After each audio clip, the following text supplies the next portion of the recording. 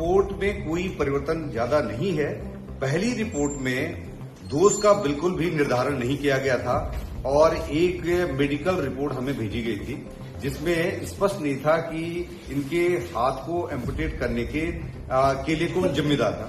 अब जब हमने उनसे सवाल पूछे, उन सवालों के आधार पर उन्होंने अब रिपोर्ट भेजी है जिनमें उन्होंने ये कहा है कि दोनों अस्पतालों द्वारा बहुत देरी करी है उपचार करने में, जिसकी वजह से इनके हाथ को काटना पड़ा, तो इसके लिए उनको दोषी माना गया है। सर एक आखिरी सवाल, जिस तरह से उस दिन फोर्स आया है, आप लोगों द्वारा बुलाया गया था कमांडेंट को, और जिस तरह से फोर्स आकर वहां पर काबिज हुआ था, कुछ सोशल मीडिया प्लेटफॉर्म, कुछ अन्य मीडिया पर्सन जिस तरह से चलाया है, आपने किस तरह की आपत्ति जताई है? ये काबिज करना शब्द सही नहीं है। उनका फोर्स आया था उनके साथ और कमांडेंट हमारे साथ बैठक कर रहे थे और ये पुलिस के बीच में ऐसा कोई मतभेद नहीं था।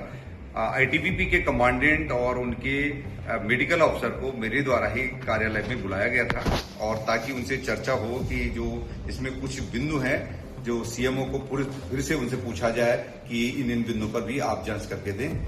उनके जो बैठक के दौरान वो अपने साथ जो है पुलिस ऑफिस में काफी पुलिस बल को लेके आए थे और इस ढंग से फॉर्मेशन पुलिस ऑफिस के बाहर लगाई गई थी कि जो मीडिया में ये संदेश गया है कि पुलिस और आईटीबीपी के बीच टकराव है।